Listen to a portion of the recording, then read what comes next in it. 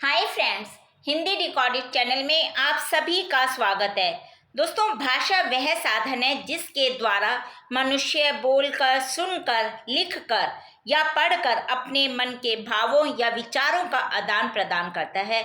मतलब जिसके द्वारा हम अपने भावों को लिखित अथवा कथित रूप से दूसरों को समझा पाते हैं और दूसरों के भाव आसानी से समझ लेते हैं, वही भाषा है।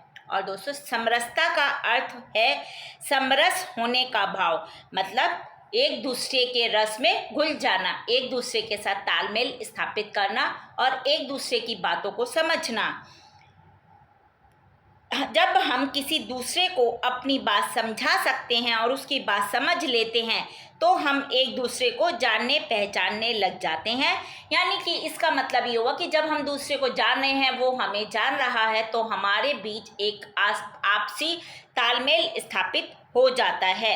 और भाषा है समरसता की सेतु, यानी भाषा ही वह साधन है जिससे हम सभी से तालमेल स्थापित कर सकते हैं। तो दोस्तों, आज के अध्याय में हम विजय लक्ष्मी जैन द्वारा लिखित भाषा है समरसता की सेतु इस आलेख पर चर्चा करेंगे। तो चलिए दोस्तों, शुरू करते हैं अपना आज का अध्याय और जानते हैं आज के आलेख का विषय भाषा है समरसता की सेतु। दोस्तों, अभी हर भारतीय अपनी भाषा में अंग्रेजी मिलाकर खिचड़ी पका रहा है और यही खिचड़ी अगर हम अपनी देशी भाषाओं को एक दूसरे से मिलाकर पकाएं तो क्या हर्ज है? क्या यह खिचड़ी अधिक स्वादिष्ट और समग्र भारत को स्वीकार्य नहीं होगी?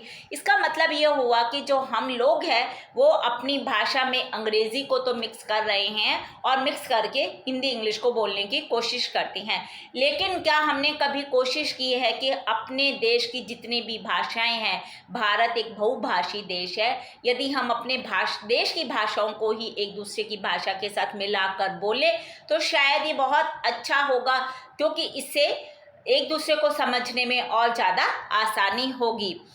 दोस्तों, भाषा सांस्कृतिक, वैचारिक और भावनात्मक समरसता की सेतु है। जब कोई दो भिन्न भाषी नितांत अजनबी लोग मिलते हैं तो वे आपसी संवाद के लिए क्या किसी तीसरी भाषा का प्रयोग करते हैं? कभी नहीं करते। वो दोनों अपनी अपनी भाषा में ही बोलते हैं और सामने वाला उसकी बात समझ जाए, इस हेतु भाषा को अर्थ देने वाली शारीरिक मुद्राओं का, संकेतों का प्रयोग करते हैं। जब हम किसी दूसरे भाषा वाले लोग इंसान से मिलते हैं तो हम अपने बोलते वक्त अपने चेहरे के हाव भाव, अपनी शारीरिक मुद्राएं इस प्रकार कर लेते हैं कि सामने वाला हमारी बात आसानी से समझ जाए और इन संकेतों के माध्यम से धीरे धीरे दोनों एक दूसरे की भाषा की ध्वनियों, उच्चारणों और शब्दों को सीख जाते हैं। जैसे जैसे वे एक दूसरे की भाषा को सीखते जाते हैं, संकेतों का, शारीरिक मुद्राओं का जो प्रयोग होता है वो अपने आप ही घटता जाता है, क्योंकि अब वो एक दूसरे की भाषा को समझ रहे हैं। क्योंकि जब वे एक दूसरे की भाषा को समझने लगते हैं तो अब इसकी संकेतों की कोई आवश्यकता ही नहीं रह जाती और जो ये भाषा है वही संवाद का एक मुख्य माध्यम बन जाती है। और दोस्तों, इस भाषाई सेतु के माध्यम से धीरे धीरे उन दो अजनबी लोगों के बीच जो अजनबीपन है वो खत्म हो जाता है और उनके बीच एक अपनापन घटित हो जाता है, जो उन्हें एक दूसरे के विचार और संस्कृति के प्रति उत्सुक और ग्रहणशील बनाता है। आज़ादी के बाद हमने विकास की इस स्वाभाविक प्रक्रिया से अपने देश की जनता को गुजरने दिया होता तो आज हम भी चीन की तरह वैचारिक, सांस्कृतिक और भावनात्मक रूप से एक दूसरे के अधिक निकट होते, एक राष्ट्र के रूप में अधिक सुसंगठित होते और बहुत संभवता की आज़ादी के 75 वर्षों के बाद के भाषाई आदान प्रदान के फलस्वरूप हमारी अपनी भाषाओं में से ही कोई भाषा ऐसे विकसित हो गई होती जो राष्ट्रभाषा के रूप में उत्तर, दक्षिण, पूर्व, पश्चिम समग्र भारत को स्वीकार होती। लेकिन ऐसा हमारे देश में नहीं है, जबकि हमारे देश में इतनी भाषाएं और सभी भाषाओं का अपना अलग महत्व है और सभी भाषाएं अपने रूप में बहुत ही सुंदर है, लेकिन हमारे देश में तो अंग्रेजी भाषा को ही स्वीकार ज़्यादा किया गया। कहना ना होगा कि तब भारत के उत्तर, दक्षिण, पूर्व, पश्चिम मानसिक तौर पर भी इस तरह बटे हुए ना होते जैसे आज है। और ये होता ही है। नॉर्थ इंडिया लोग जो उत्तरी भारत के लोग हैं उन्हें दक्षिणी भारत की भाषा समझने में दिक्कत आती है, दक्षिणी भारत के लोगों को वहाँ की भाषा समझने में दिक्कत आती है।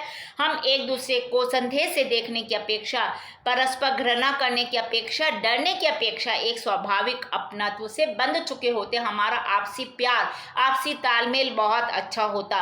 तब हम मद्रासी, गुजराती, तमिल या बंगाली, हिंदू, मुस्लिम, सिख, ईसाई ना होकर सिर्फ एक भारतीय हो गए होते, क्योंकि यही स्वाभाविक था। हम भारतीय हैं और भारतीय ही रहेंगे, चाहे हम तमिल बोलते हैं, चाहे हम हिंदी बोलते हैं, चाहे हम बंगाली बोलते हैं, कोई भी भाषा बोलते हैं, पर हम हैं तो भारत देश के ही वासी। यदि ऐसा होता तो देश में कोई विशिष्ट वर्ग नहीं होता और खास और आम का भेद भी शायद नहीं होता। लेकिन दुर्भाग्य से आज़ादी के 75 साल बीत जाने पर भी ऐसा नहीं हुआ। आज़ादी के बाद ना जाने किस दबाव में विकास की इस स्वाभाविक प्रक्रिया को ना अपनाकर अपने आपसी संवाद के लिए हम पर तीसरी भाषा जबरदस्ती थोप दी गई, जो हमारी अपनी ज़मीन की उपज ना होकर विदेश से आयातित है, यानी कि अंग्रेजी भाषा। विगत 75 सालों से पूरा देश एक विदेशी भाषा को सीखने की जद्दोजहद से गुजर रहा है। यह संघर्ष स्वाभाविक ना होकर थोपा हुआ है और परिणाम स्वरूप सीखने की प्रक्रिया आनंद का स्रोत बनने की बजाय असहनीय तनाव का कारण बन गई है। क्योंकि दोस्तों आज के समय में यदि हम अपने दोस्तों के किसी भी लोगों के किसी भी तरह के लोगों के बीच में बैठते हैं और हमें जब अंग्रेजी भाषा बोलने में हिचक होती है या हम अंग्रेजी भाषा नहीं बोल पाते, तो शायद हमें भी आज एक शर्म का अनुभव होता है। ऐसा इसीलिए होता है क्योंकि हमें लगता है कि जो अंग्रेजी बोलता है वही एक अच्छा जानकार है। इस तनाव ने देश के बहुत बड़े प्रतिभावान वर्ग को इतनी गहरी हीन भावना से भर दिया है कि जब तक वह इस विदेशी भाषा में दक्ष नहीं हो जाता, पढ़ा लिखा होते हुए भी स्वयं को पढ़ा लिखा मान नहीं पाता। और ये स्वाभाविक है दोस्तों, आज के समय में भी यही हो रहा है। अंग्रेजी स्कूल में पढ़ने वाले बच्चे हिंदी स्कूल में पढ़ने वाले बच्चों को हे दृष्टि से देखते हैं। उन्हें लगता है कि इन्हें तो अंग्रेजी बोलनी ही नहीं आती।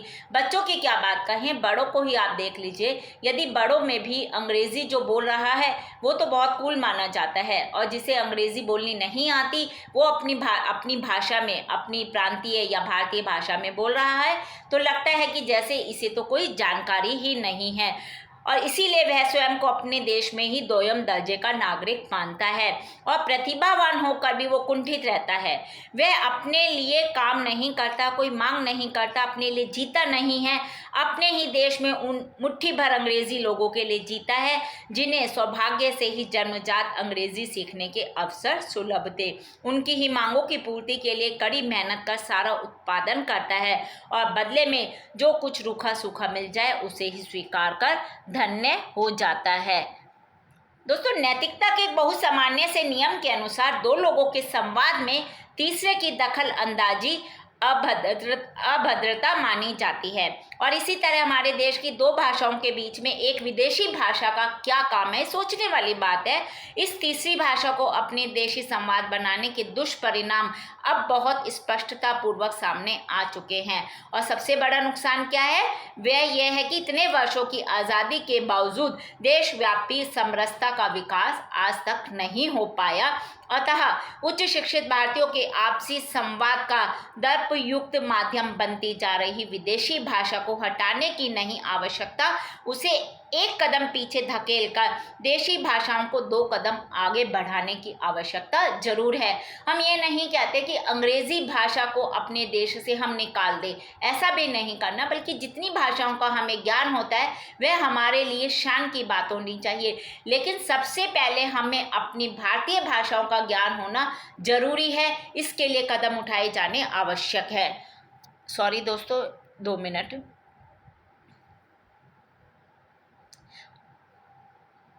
यह बात हम भारतवासी जिस दिन समझ लेंगे उसी दिन सच में हम आज़ाद होंगे, उसी दिन हम एक राष्ट्र होंगे। और कहीं ऐसा ना हो कि जैसे 75 वर्ष हमारी आज़ादी को बीत चुके हैं और इस नुकसान की भरपाई के अब अवसर भी शेष ना रहें। तो हमें अब जागना जरूरी है। जागो भारत जागो। दोस्तों, हमारे मात्र 4 कदम बहुत बड़ा परिवर्तन ला सकते हैं। पहला है कदम हस्ताक्षर देशी भाषा में करें। दूसरा है अपनी दुकानों प्रतिष्ठानों के नाम पट देशी भाषा में लगाएं। तीसरा मोबाइल एटीएम कंप्यूटर इंटरनेट पर हम देसी भाषाओं को प्रयोग करें।